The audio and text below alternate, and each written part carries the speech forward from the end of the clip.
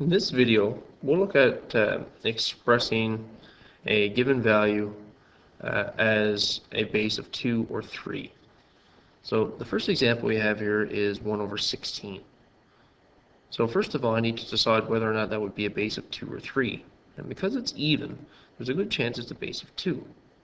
So if I think about what power of 2 would give me 16, I have to say 2 times 2 times 2 times 2, which would be 2 to the 4. But that would be 1 over 2 to the 4. So using our laws of exponents, remember we'd like to write this as a base of 2. So in order to reciprocate the base, I need to make that 4 a negative. So 2 to the negative 4 would be the same as 1 over 16. In the second example here, we've got 1 over 9 to the 4. So again, I want to focus on the 1 over 9. I know that 9 is a power of 3, so this is 1 over 3 squared. And again, it's 2 to the exponent 4. So again, I'd like to reciprocate the base. So I'd like to rewrite that as 3 to the negative 2. And that with an exponent of 4.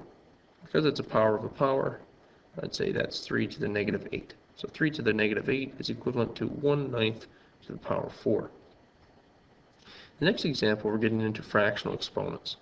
So it's just important to remember that when we have a fractional exponent, the numerator represents the power or the exponent, and the 3 represents the index of some type of radical.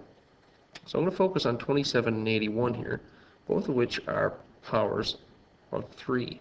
So 27 would be 3 to the 3, and we're raising that to the exponent 2/3. For 81, firstly, I'm going to look at the cube root. So I'm going to take that and rewrite it as 81 to the 1/3 to the 6. So now in the first part of this, I've got a power of 3 multiplied by 2/3. So what would happen is those 3's would cancel, and I'd have 3 squared here in my first bracket. Next, I'm going to have to express 81 as a power of 3.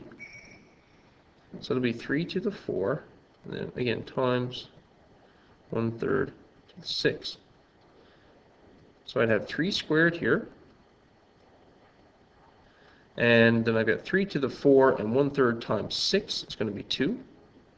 So it would be 3 to the 8, and then 3 to the 2 times 3 to the 8, adding the exponents because they have the same base, is 3 to the 10. And the last example here, I've got 8 to the 2/3. That's going to be 2 cubed to the 2/3. Square root of 16 is 4, so I'm going to go ahead and do that. And that's going to be cubed. So once again, you'll see I have 2/3 and a 3 here.